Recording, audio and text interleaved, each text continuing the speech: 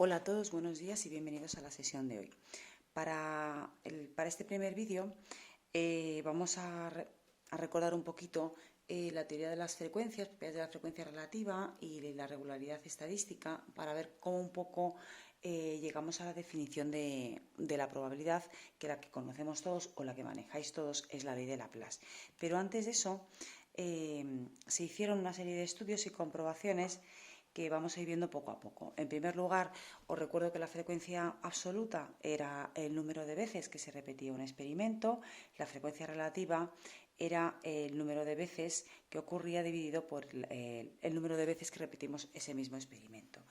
La realidad es que hay una relación entre la frecuencia absoluta y relativa con la que repetimos un experimento aleatorio y la probabilidad o esa ley de Laplace que más os suena. Algunos de los que están viendo este vídeo imagino que recordarán un proyecto que hicimos el año pasado y demostramos lo que en probabilidad conocemos como la ley de los grandes números. Y es que si un experimento aleatorio se repite un número muy elevado de veces, la frecuencia relativa se estabiliza en torno a un valor. Bueno, nosotros hicimos una demostración con lanzando una moneda, un número muy alto de veces, exactamente 50. Bien, pues eso es un poco lo que nos habla toda esta parte, la ley de los grandes números. Si repetimos, lanzan un dado que está trucado y entonces lo lanzan pues con el número 10, con el número, todo lo que tenéis aquí en la tabla, ¿vale? A continuación viene una fila de frecuencias absolutas, ¿vale? Como hemos recordado, el número de veces que ocurre o que da o que aparece es, en este caso, ese resultado en el dado. Y después la frecuencia relativa. Dividen simplemente la frecuencia absoluta entre el número de veces que se repite un experimento. Lo más interesante es que vemos que en esta segunda fila de esta tabla pues se estabilizan los valores en torno a un punto, ¿vale? Este punto normalmente va a coincidir a este valor, 0,35, en torno a 0,35. Vale, si hiciéramos este mismo experimento o calculáramos su probabilidad con la ley de Laplace, veríamos que es muy similar.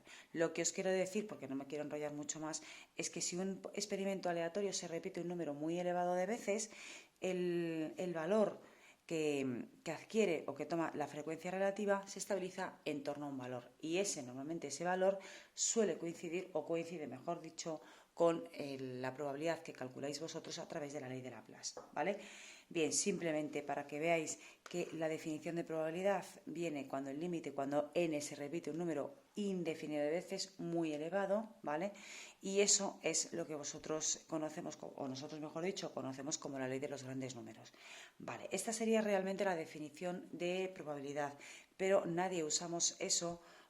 ¿Por qué? Pues porque es muy difícil hacer un experimento o repetirlo, un experimento aleatorio, a lo mejor repetirlo 50 o 100 veces. Sin embargo, hay otras muchas cosas o características en las que interviene la probabilidad y es bastante complicado el repetir un experimento aleatorio, un número infinito de veces, ¿vale?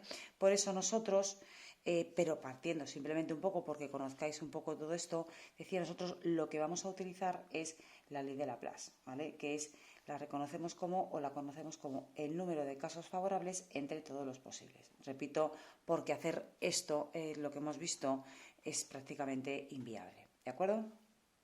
Bien, y eso es lo que a vosotros os han enseñado pues desde pequeños.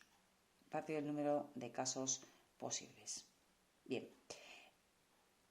Simplemente decía que la ley de los grandes números es simplemente para que veáis un poco de dónde sale la ley de Laplace, pero ya está, ¿vale? Bien, la nomenclatura, pues la P de probabilidad y entre corchetes o paréntesis, da lo mismo, ponemos la probabilidad del suceso que estamos averiguando o que queremos averiguar, mejor dicho. Por ejemplo, si yo quiero conocer la probabilidad de en una moneda que salga cara, pues la moneda tiene dos lados o dos caras, una cara y otra cruz que decimos. Pues entonces una cara partido de 2 porque son las dos caras con las que juego.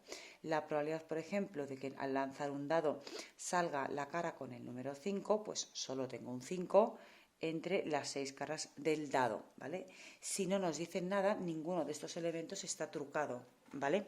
Si estuviera trucado, para que saliera más un resultado u otro, eso os lo tendría que indicar el enunciado del ejercicio, ¿vale? Por ejemplo, y por ver otro más, por último, pues yo que sé, la probabilidad de sacar 1 y 3 al lanzar un dado, pues serían 2 casos favorables entre los 6 posibles que tiene la moneda. Bien, y para terminar este vídeo, y no enrollarme mucho más, tenemos una definición axiomática de la probabilidad, que es un axioma. Lo primero que quiero que conozcáis es, así más o menos lo veis bien, son leyes en las que la probabilidad tiene que cumplir sí o sí. Bueno, aquí tenéis al señor que define toda la teoría axiomática de la probabilidad, que es un matemático ruso, que es Kolmogorov, pero básicamente son estos tres, básicamente no son estos tres axiomas de la probabilidad. Y repito, son como leyes que hay que creérselas sí o sí. El primer axioma nos dice que la probabilidad de un suceso obligatoriamente siempre tiene que ser mayor o igual a 0.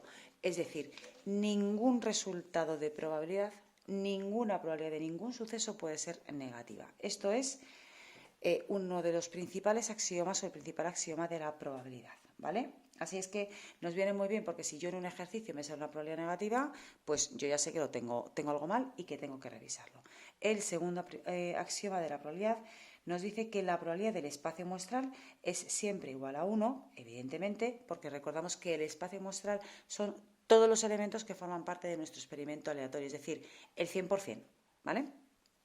Por tanto, su probabilidad es 1 o el 100%, ¿vale? Puesto que la probabilidad hay veces que la damos con unidades y otras veces que la expresamos en porcentaje. Muchas veces quien nos marca eso es el propio enunciado del ejercicio. Y por último, cuando dos sucesos o más son incompatibles, es decir, aquellos cuya intersección, ¿vale?, es igual al conjunto vacío que he tachado de más antes, ¿vale? En ese caso, decía, cuando dos sucesos son incompatibles, es decir, no tienen nada en común, la probabilidad de A unión con B o con C o con quien queráis es igual a la probabilidad de la unión, ¿vale? Si tengo tres sucesos, probabilidad de A más la de B más la de C, pues sería igual a la probabilidad de A unión con B, unión con C, etcétera, ¿vale? Esta es importante, pero estas son muy, muy útiles, esos dos axiomas de la probabilidad. Y hasta aquí el vídeo de hoy. Espero que hayamos conocido un poquito más la probabilidad y que tengáis un buen día.